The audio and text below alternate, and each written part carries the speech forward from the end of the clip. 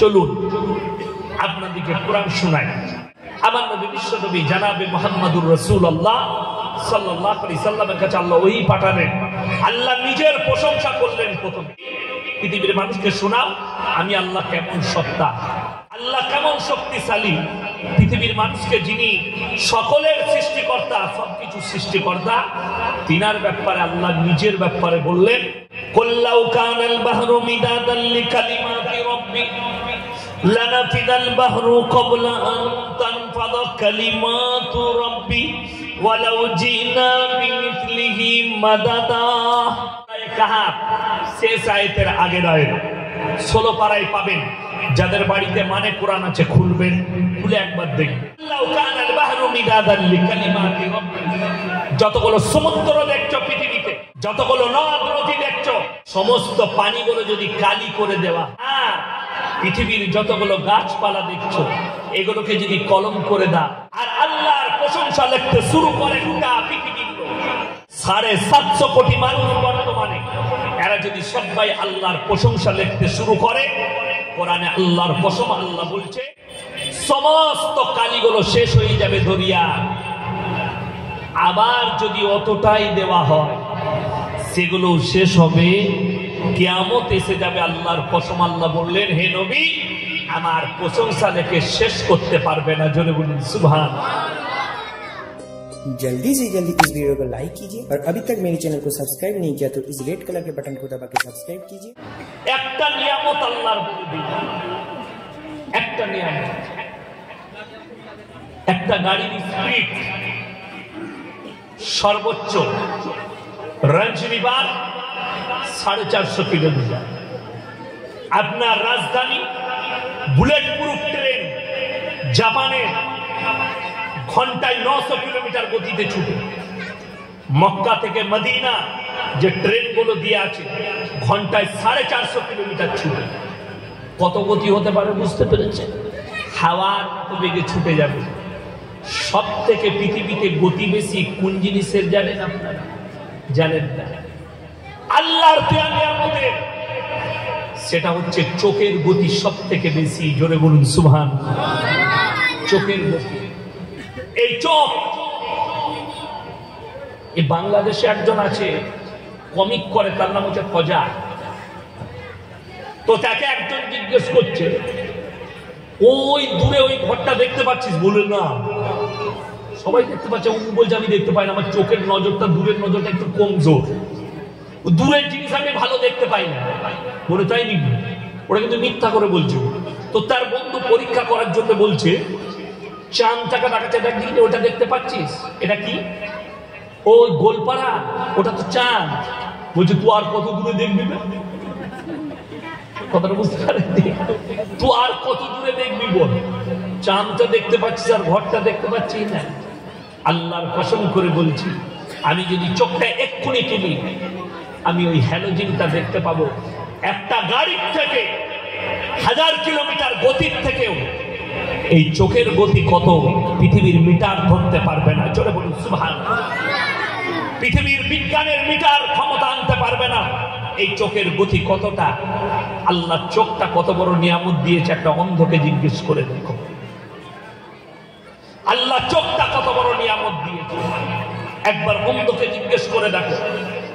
সে বলবে, আমি যখন মাদ্রাসায় বাচ্চা ছেলে, আমাকে কোলে করে মানুষ করেছে। আমার মাদ্রাসায় একজন ছাত্র ছিল অন্ধ, রফিক ভাই না, এখনো আছে। তারপরে আমার সাথী আমার সাথে পড়লো, এখন আবার আমার ছাত্র, এখনো আছে, বয়স 55 হবে। আমার আব্বাজি বলেছে যতদিন আমি বেঁচে আছি রফিক মাদ্রাসায় থাকো। আর আমি বলেছি রফিক ভাই তুমি যতদিন বেঁচে আছো ততদিন থাকো মাদ্রাসায়, এখন আমি দায়িত্ব আছি, কোনো অসুবিধা নেই, আগো থেকে যাও। কি বলে জানেন? ইয়াসিন, তোমাকে আমি সবক পড়িয়েছি। আমি যখন ছোটবেলায় পড়তাম তো ও আমাকে পড়িয়ে দিত, মুখস্থ আছে 15 পারা পর্যন্ত, তো আমাকে পড়াতো। উলাইকা আলা হুদাম মির রাব্বিহিম, উলাইকা আলা হুদাম মির রাব্বিহিম, উলাইকা হুমুল মুফলিহুন পড় বলে দিত। আমি মুখস্থ করতাম, আমি পড়তাম, ও আন্দাজে বলতো। তো আমার পাশে বসতো, মাঝে মাঝে জিজ্ঞেস করতো এই লাইনটা বলতো আমাকে দেখে। বলে দিতাম, ওটা আমার রটতো, মুখস্থ করতো। তো সে এখন বলে, ইয়াসিন তুমি তো ফেমাস বক্তা হয়ে গেলে গো, আমাকে আল্লাহ চোখ দেয়নি বলে বিয়েও হলো না। আমি বললাম, রফিক ভাই দুঃখ করো না, আল্লাহ তোমার কাছ থেকে একটা নিয়ামত কেড়েছে আর একটা বড় নিয়ামত দিয়েছে। আমাদের সমাজে যতগুলো পাপ হয়, 100টা পাপের মধ্যে 90টা পাপের জন্য দায়ী হচ্ছে চোখ। এই চোখের দ্বারা হয়। আল্লাহ এই চোখের পাপ থেকে তোমাকে আল্লাহ হেফাজত করে দিয়েছে। জোরে বলুন সুবহানাল্লাহ। আল্লাহ কারোর কাছ থেকে একটা নিয়ামত কেড়ে নিলে তার ডবল নিয়ামত আল্লাহ তাকে দান করে দেয়, তার ডবল নিয়ামত। যারা মনে করছেন এই দুনিয়ার প্রতি মশগুল হয়ে আছে, তাদেরকে স্যাম্পল ভাবে বলে দিই, একটা ছোট বাচ্চাকে যদি খেলনা কিনে দেয়, দিন আমরা খেলনা কিনে, খেলনা। আজকে আমার যিনি আমার নিজের ফুফু, আমার শাশুড়ি বোম্বে থেকে আজকে এসছে। বোম্বেতে একটা আমার দেড়শাস থাকে, আজকে ফিরেছে। তো বোম্বেতে যে আমার দেড়শাস আছে, সে একটা খেলনা পাঠিয়েছে আমার ফুফুর বড় মেয়ে, আমার মেয়ের জন্য। তো যখন থেকে এসছে, নানি আমার খেলনাটা বার করে, খেলনার লেগে ওর ঘুম হয়নি, খেলনা ওকে লাগবে। কেন? ওই বাচ্চা ছেলেরা, আমরা যখন বাচ্চা ছিলাম, আমরা খেলনাটাই মনে করেছি এটাই দুনিয়া। একটা খেলনা গাড়ি দেখে মনে হয় সেটা ভেঙে গেলে বাচ্চা কান্নাকাটি করে, কেন? সে মনে করে আমার গাড়িটা ভেঙে গেল, কিন্তু সে এটা জানে না এটা নকল গাড়ি, এটা খেলনা। আমরা বড় হওয়ার পরে বুঝতে পারলাম ওটা খেলনা, ওটা অরিজিনাল গাড়ি নয়। আমার মুসলমান ভাই, যারা দুনিয়াটাকে মনে করছেন যে এই দুনিয়াটাই আসল দুনিয়া, গাড়ি বাড়ি টাকা সম্পদ সবকিছু আসল, আল্লাহর কসম কিয়ামতের ময়দানে হাজির হবেন, তোমাদের চোখগুলো খুলে যাবে। কেন? নবীজি সাল্লাল্লাহু আলাইহি সাল্লামকে আল্লাহ বললেন, হে নবী সেদিনের কথা বলো, কান্নাহুম ইয়াউমা ইয়ারাউনাহা লাম ইয়ালবাথু ইল্লা আশিয়াতান আও দুহাহা। হে নবী বলে দাও, সেদিনে মানুষ কিয়ামতের দিনে চোখের পানি ফেলাবে আর বলবে, হে আল্লাহ আমরা তো এই কিয়ামতের পরিপ্রেক্ষিতে দুনিয়াতে একটা সকাল আর একটা সন্ধ্যার বেশি গুজার করিনি, শুধু আমরা একটা সকাল আর একটা সন্ধ্যা ছিলাম দুনিয়াতে। কেন? রিওয়ায়াতে আছে দুনিয়ার 50,000 বছরের সমতুল্য কিয়ামতের একটা দিন হবে। জোরে বলুন সুবহানাল্লাহ। আপনি সেই দিনে হাজির হবেন, কিয়ামতের ময়দানটা আপনার জন্য কেমন হবে আপনি বুঝে নিন। আল্লাহ যাকে যতটা সম্পদ দিয়েছে, যত টাকা দিয়েছে, এক একটা টাকার হিসেব আল্লাহ নেবেন।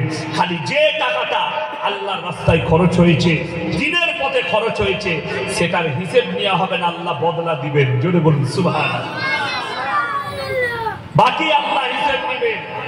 আমার মুসলমান ভাই, অনুরোধ করে যাচ্ছি, পরকালের চিন্তা সবাই লুবো। জোরে বলুন ইনশাআল্লাহ। মরণের পরের চিন্তা লুবো। হাত তুলে বলুন তো আল্লাহর প্রিয় বান্দা কে কে হবেন? হাত তুলেন, হাত তুলে সকলে জোরে বলুন ইনশাআল্লাহ। আমরা আল্লাহর প্রিয় বান্দা হব। জোরে বলুন ইনশাআল্লাহ। আমার ভাই, আল্লাহর প্রিয় বান্দা হতে গেলে আল্লাহ কোরআনে শর্ত রেখে দিয়েছেন, শর্তগুলো আপনাকে মানতে হবে।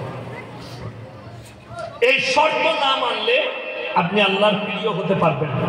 যদি বলেন হুজুর শর্তগুলো বলে, একটা একটা করে গুনবেন।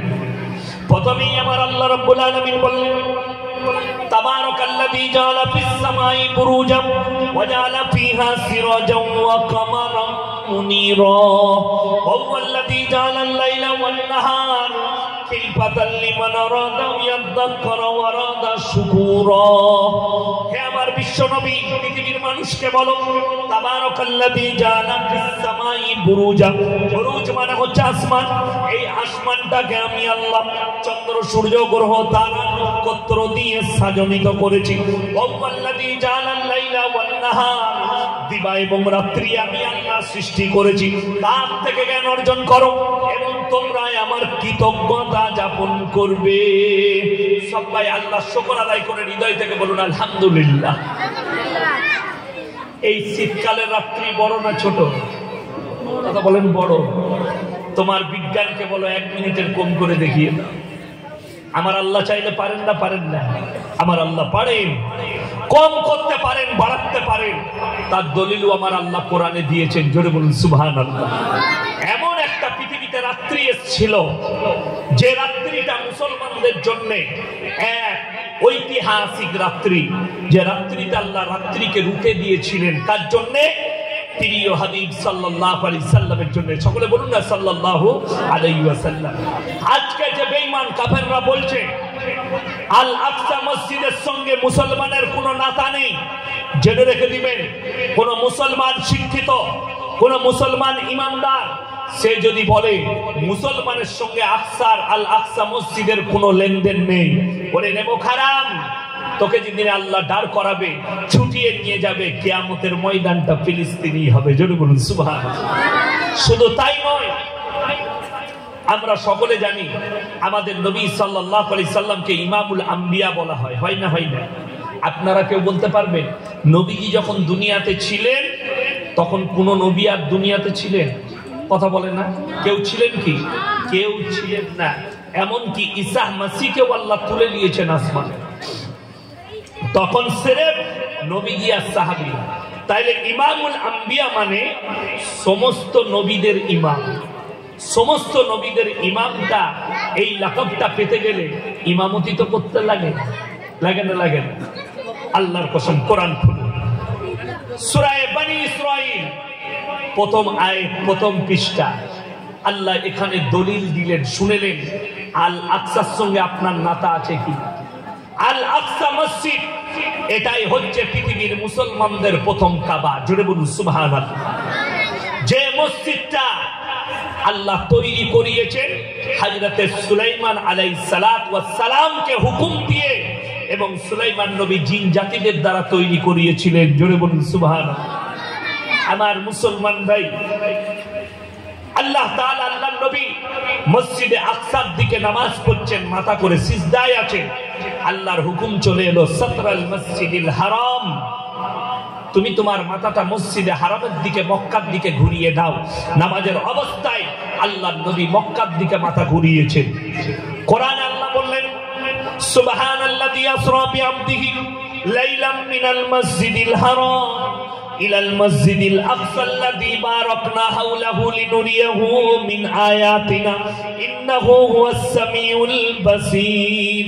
হে আমার বিশ্ব নবী, পৃথিবীর মানুষকে বলো সুবহানাল্লাযী আসরা বিআবদিহি, আমি আমার নবীকে জিবরিল আমিনকে পাঠালেন বিচন থেকে তুলে মসজিদে হারাম, মসজিদে হারাম থেকে মসজিদে আকসা। মসজিদে আকসায় আল্লাহ নবীর জন্য বোরাক পাঠানো হয়েছিল। আপনারা যেটা দেখছেন ওখানে কিন্তু দুটো গম্বুজ আছে, একটা সোনালী কালারের গম্বুজ আর একটা ব্ল্যাক কালারের। যেটা ব্ল্যাক ওইটাই সুলাইমান নবী তৈরি করেছিলেন, অরিজিনাল আকসা মসজিদ ওটাই। আর যে জায়গাটা দেখছেন ওই গোটা চত্বরটার নাম হচ্ছে আল আকসা মসজিদ, গোটা চত্বরটাই আল আকসা। ওই গোল্ডেন কালারের গম্বুজ যেটা, ওইখানে বোরাকের উপরে নবীজি পা রেখে চেপেছিলেন বোরাকে। জোরে বলুন না সুবহানাল্লাহ। আল্লাহ নবী যখন আল আকসা মসজিদে গেলেন, রিওয়ায়েতে আছে নবীজি 2 রাকাত নামাজ পড়লেন, মানে ইমামতি করলেন। আর পৃথিবীর সমস্ত নবী পয়গম্বররা নবীজির পেছনে 2 রাকাত নামাজ আদায় করলেন। আমার নবী হলেন ইমামুল আম্বিয়া, নবীরা নবীর পেছনে 2 রাকাত নামাজ আদায় করলেন। ইমাম হলেন আল্লাহর হাবিব, আর মুক্তাদি হলো পৃথিবীর সমস্ত নবীরা। নবীর ওপরে লাকাব লেগে গেল, তিনি হলেন ইমামুল আম্বিয়া। জোরে বলুন সুবহানাল্লাহ।